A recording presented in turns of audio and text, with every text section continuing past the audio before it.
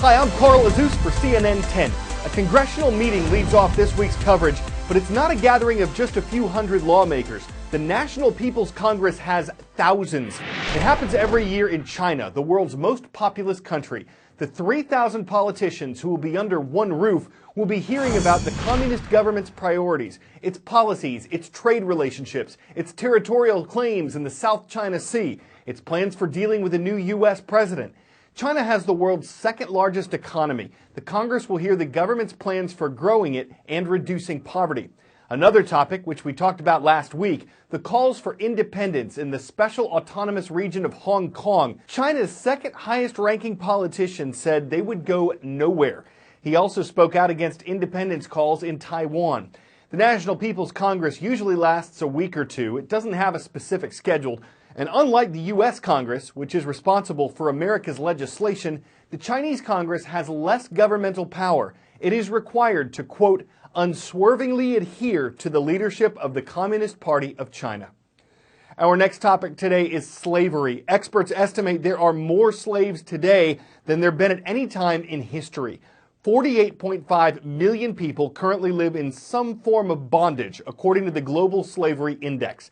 This includes people who are forced to work, forced into marriage, bought and sold as commodities. The United Nations says human trafficking affects almost every country on earth. As part of CNN's Freedom Project, which aims to draw attention to modern-day slavery and expose the criminals who trade in it, we're taking a look at a program that gave some students a sense of what forced labor is like. I need you to take a bolt. Slower. Another row here. 5 in a row. It's 8:30 in the morning at this Hong Kong high school, but This is not a regular day. My name is Mr. Friedman. I run a company, and our company makes nuts and bolts, and you have one of them in your hands. Classes are canceled, Mr. Friedman says. Their labor is his for the next 5 hours. And you're going to take the nut, you're going to put it on the bolt, you're going to take the nut and put it on the bolt continuously. I do not want you to talk to anyone else. I don't want you to even make eye contact with me. The minutes crawl by. The students look bewildered, confused, even angry. Hey, you, come over here. You're not doing it faster. Stand over here and do it faster. Time is money. Come on, faster. Okay, give her a detention. Right here. Just because. Don't drop the bolt. Give her detention. The teenagers struggle. The process is painfully slow. You're done. Then Mr. Friedman reveals his true intentions. This was a simulation. It was to give you an opportunity to experience what it's like for a short period of time to lose control of your life. To help them understand what it's like for the millions trapped in forced labor. When I was doing it, my hands started sweating, I was sweating. So I can't basically imagine how people would do it for like 14, 15 hours every day. Do you think it was fair? No. No. Did you like me? No. Okay, that's very good. Thank you very much. I was pretty close to walking out of the room. I felt pretty disheartened when I got, punishment. Just an hour from their school day, designed to drive home the realities of modern-day slavery. An experience intended to motivate young people to try and make a difference. I would definitely feel more sympathy for those who are, in slave labor.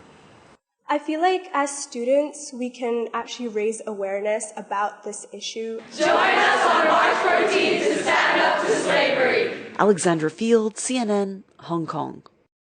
10-second trivia. Which of these includes more than 1.8 billion people? McDonald's daily customers, population of China, Facebook's monthly users, or population of India?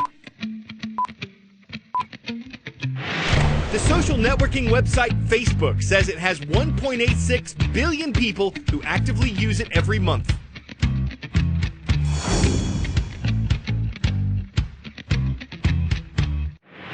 And what's amazing is what internet experts can learn by people's activity on social media. It's been said that anyone who wants true privacy should avoid the internet. Whether it's connected systems in your home that don't just answer questions or do your shopping, but hear everything you say or know when you get back from work, or the political leanings of people you follow online. Everything that interests us has the potential to be tracked. Can this make life more convenient? Yes. Could it get people into trouble? Absolutely, and especially in countries where your freedoms could be limited by your likes.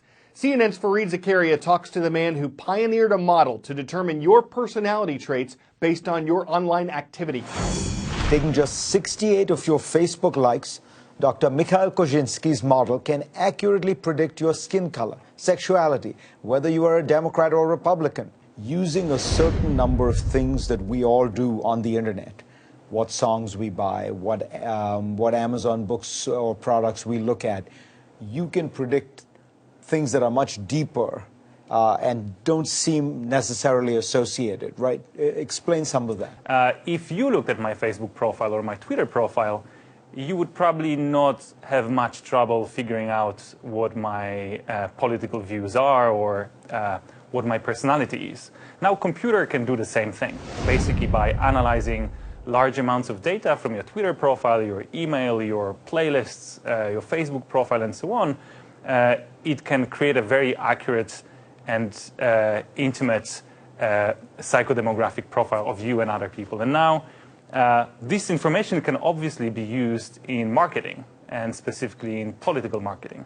If I have a detailed knowledge of psychodemographic profiles of a large number of people, I can use this information to craft individual messages and speak individually to each of those people and try to make this message as convincing and relevant to them as possible. But also, computer can use information that perhaps for humans would not be very informative, right? So if you see me following Obama or Bernie Sanders on Twitter, it's not a complicated task to figure out what my political views would be.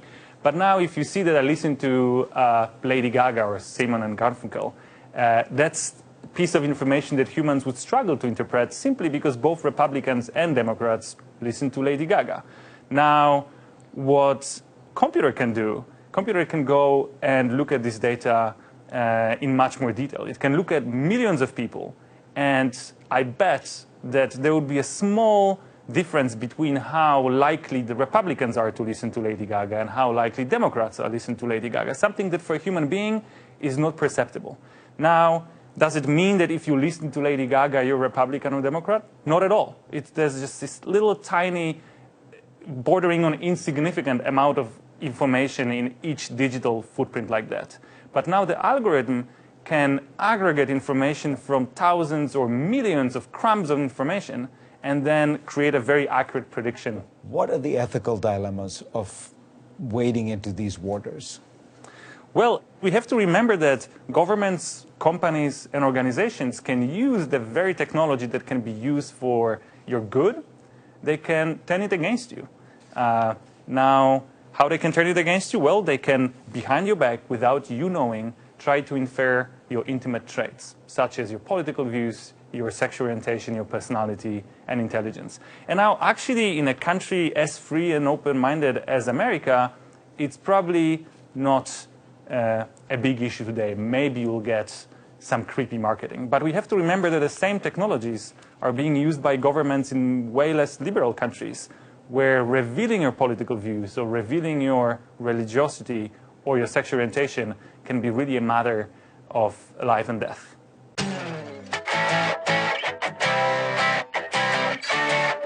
We showed you a backyard luge earlier this winter, but with the official beginning of spring exactly 2 weeks away, this is more of a 3-season thing. A Navy pilot built it for his 3-year-old son. The father was deployed when the boy was born, so he did this as a way to spend more time with his family. Cost him about $1,300 for tools and materials, mostly PVC pipe and 2x4s, and it took him 3 months to build.